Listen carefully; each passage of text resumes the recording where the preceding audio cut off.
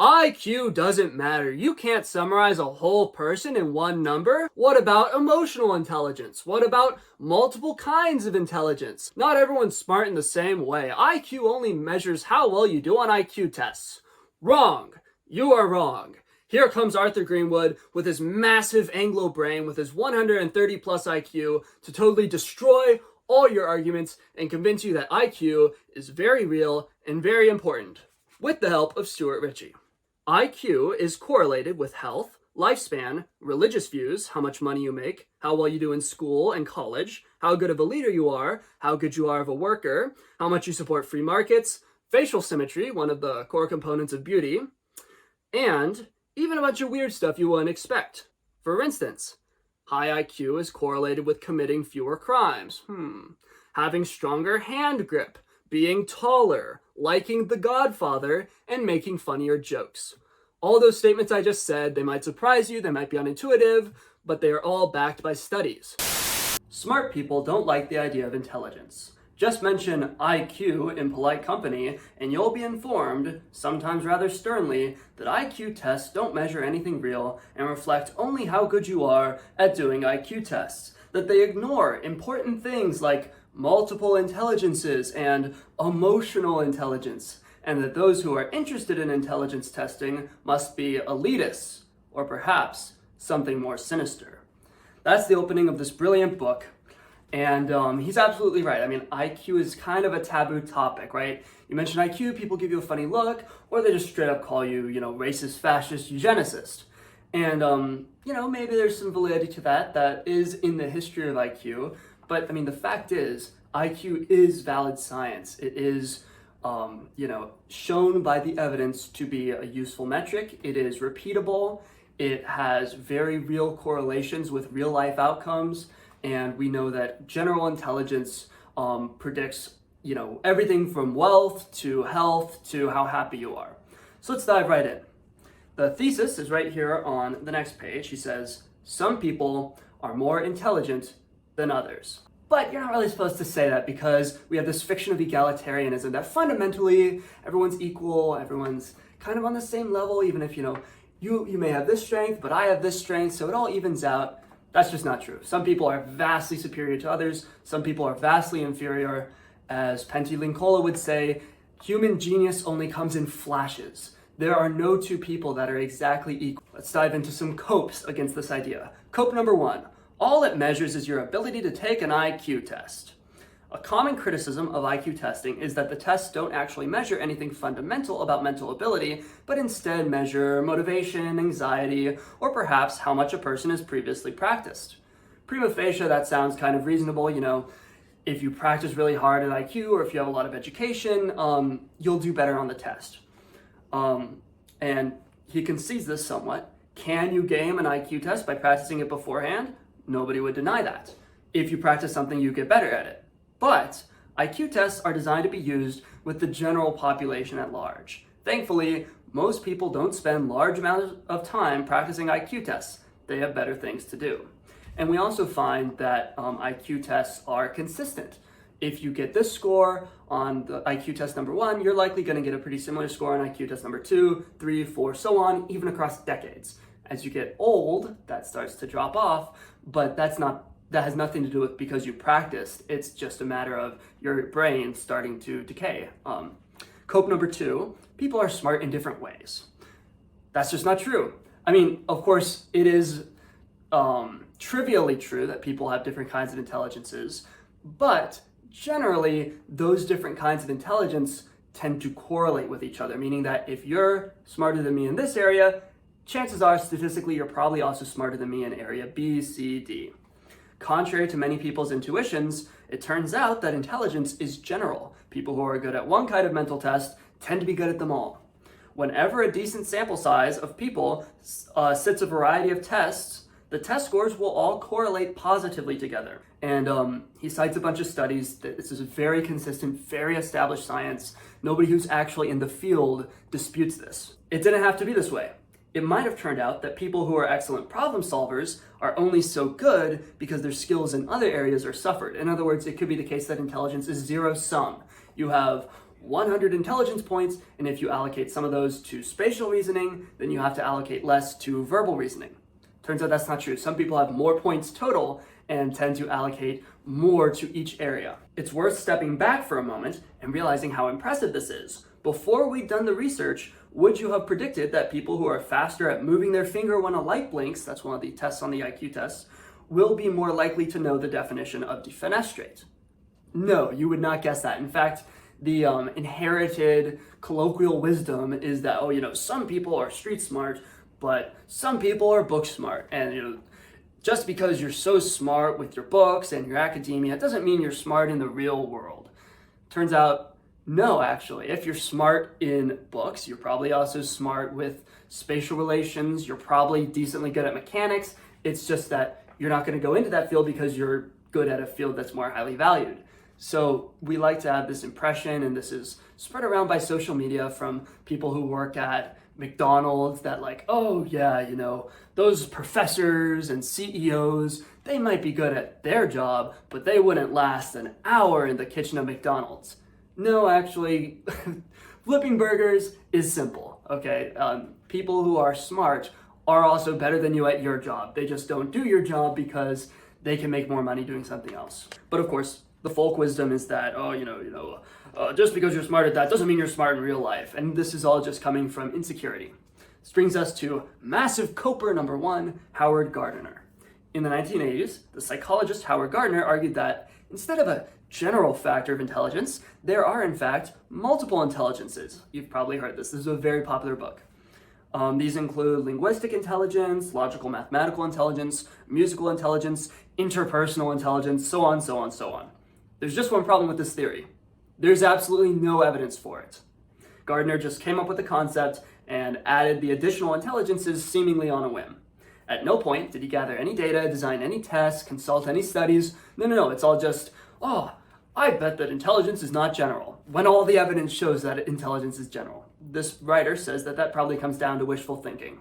You've got some kid who's not very bright, he does poorly on math. It's okay, maybe you're really good at English. And that's kind of a noble lie. That's kind of a comfortable fiction. The fact is, you're just probably not very smart. Sorry.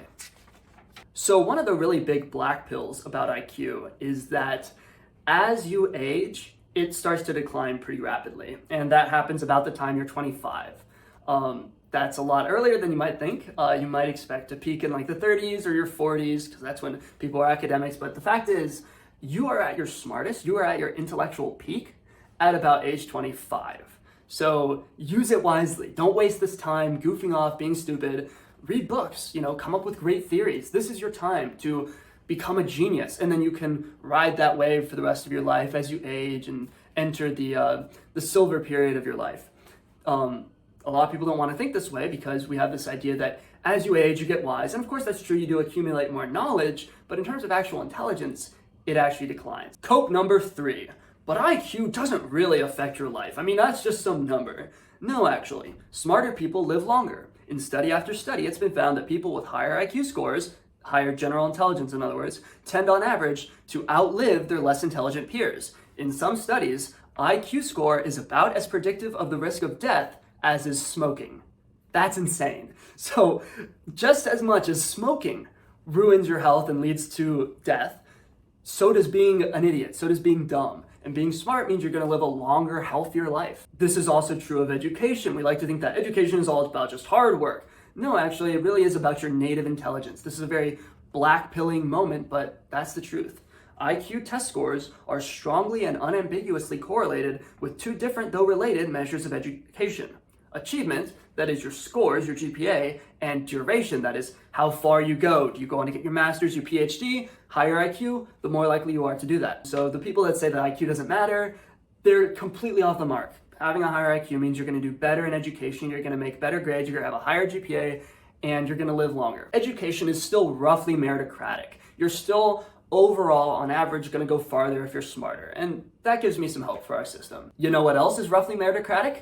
Capitalism. As much as there's, some people just get lucky, some people are born into wealth, a very strong predictor of wealth is your IQ. It's also predictive of how well you're going to do in the workplace. A huge number of scientific studies now attest to the fact that intelligence tests are predictive of performance in the workplace. They're predictive whether or not performance is measured by the monetary worth of a person's output, their efficiency on the job, or ratings by their managers. The tests are also predictive of how much employees will learn in work-related training. So, if you want to keep your employees up to date with the latest skills, you'd be better off hiring people who score well on IQ tests. IQ, even positively, though more weakly, correlates with skills like leadership. On average, brighter people are better leaders. The science proves that. Emotional intelligence. I might not be, very bright. Maybe my IQ score wasn't as high as I wanted, but I have very high emotional intelligence. And this is what the book has to say about this. The world of work is particularly prone to fads for techniques that claim to improve productivity. The techniques often have very little evidence to back them up.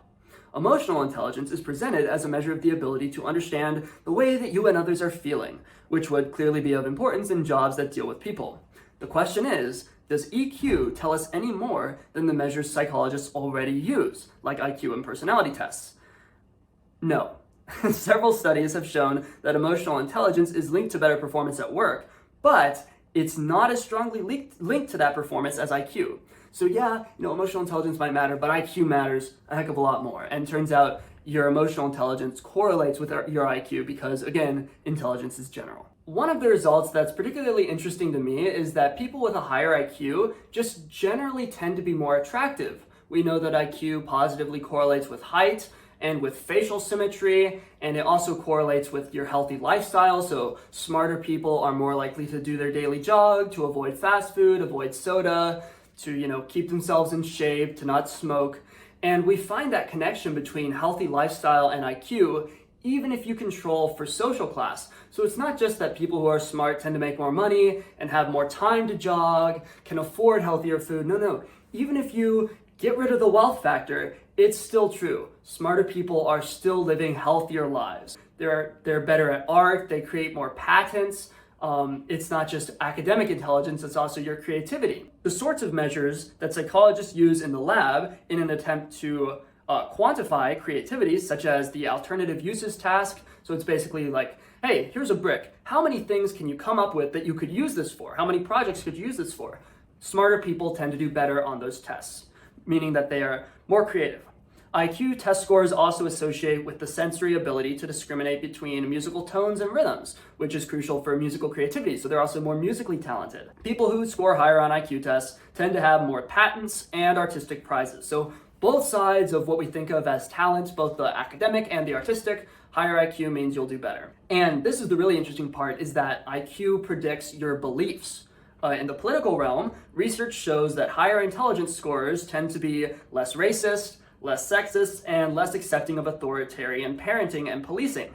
That is more socially liberal. The other side of that is that they're also more economically liberal, so that we know that your IQ score correlates with how favorably you view the free market. Sorry, socialists, smarter people are going to be more economically laissez-faire. That's just statistically true.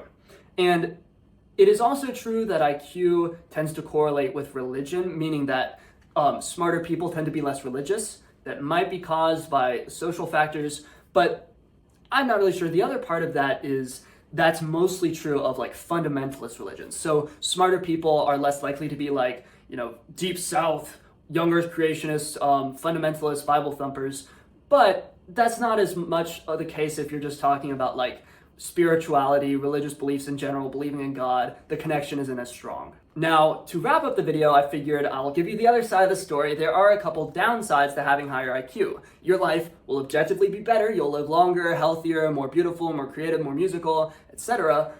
But there are a couple downsides that are correlated. For instance, one negative trait that's consistently linked to higher IQ is short-sightedness. It just really is true that smarter people are more likely to use glasses. The stereotype from like your childhood cartoons is actually true. And I mean, I just find that very funny. Like, yes, actually, smarter people are more likely to use glasses. And they think this might be because when you're a child, you read a lot of books, and so that affects the way your eyes develop. I'm not really sure what the explanation is, but that seems plausible to me. And then the other thing is, individuals with extremely high intelligence may be more prone to manic depression, bipolar disorder. Some have suggested that this might explain the stereotype of the troubled artistic genius with his manic phases of disorder leading to creative outbursts. So true. Literally me. I mean, I think most smart people I know go through these very deep sloughs where they're just so depressed about these deep questions, and then suddenly inspiration strikes them, they write a book, pump out a orchestral symphony or whatever. That's just how genius works. You're going to go through these sloughs in life, and then you're going to go through these peaks of creativity and productivity and just creating beautiful works everywhere you go. I don't know, it seems worth it to me. I think manic depression is honestly kind of cool. I mean, who doesn't want to be the troubled genius? So yeah, on average, higher IQ means better life. IQ does matter a lot. It is very real, and the doubters are just coping and seething. Thanks for watching. Love you guys. See you next time. These are exciting times. The channel is growing. People are waking up. The masses are becoming Arthur Greenwood pilled. But we still have a long way to go. My last channel was demonetized, and they might do the exact same thing to this one. So if you like what I do and you want to help me out, if you want to help my channel grow, there are 4 things you can do. 1. Leave a comment. Just say anything, literally anything, and that will be a huge help for the algorithm. 2. Send the video to a friend. I know you have some normie friend who needs to hear this. 4, most importantly, consider joining my Patreon. You'll get access to the Arthur Greenwood archive where you can watch my really controversial videos that I can't put on YouTube, including my really old videos from when I was like a democratic Voshite socialist. There's even the hour-long debate I had about anarcho-capitalism. You'll also get to join our members-only Discord server where you can talk with me and the boys about life and politics and history. It's a great time. We have weekly phone calls, and I have genuinely become really good friends with some of the guys in the server. Because we have to stick together, you know? It's rough out there. We need networks of highly disciplined, highly intelligent men. If you want to join my network, all it costs is $1 a month. That adds up to $12 a year, which is nothing. That's less than an hour of work. And in exchange, you get to be my friend forever. Last bit is, I want to make sure I properly thank my patrons, because one of my boys let me know in the comments that I've been missing his name, and that's very tragic. No Arthur Greenwood patron should ever go unthanked or unrecognized. The weird thing is that I've been saying the right number of names. So somebody's been being thanked twice. Not sure who it is. That's fine though. I mean, it's okay if you get thanked twice, you deserve it.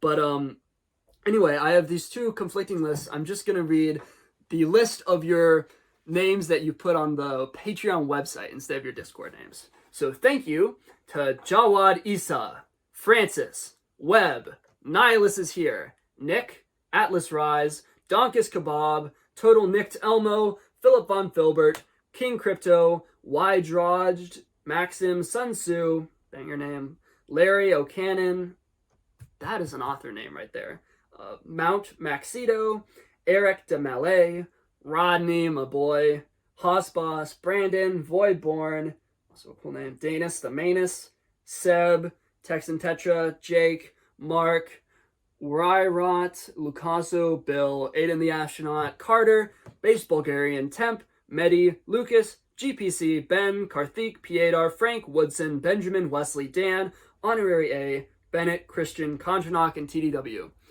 Seriously, thank you guys so much. I recently got officially monetized. Most of my videos are still unmonetized, but officially there, and I'm making like 44 cents a video, so this is so helpful. Like the vast majority, like 100 out of $101 that I make a month is coming from you guys. So thank you so much. Love you so much. If you've waited until now, which you shouldn't have done, but if you've waited until now, this is your chance. Go follow the Arthur Greenwood writer Instagram page, and I will see you guys next time. Thank you for watching.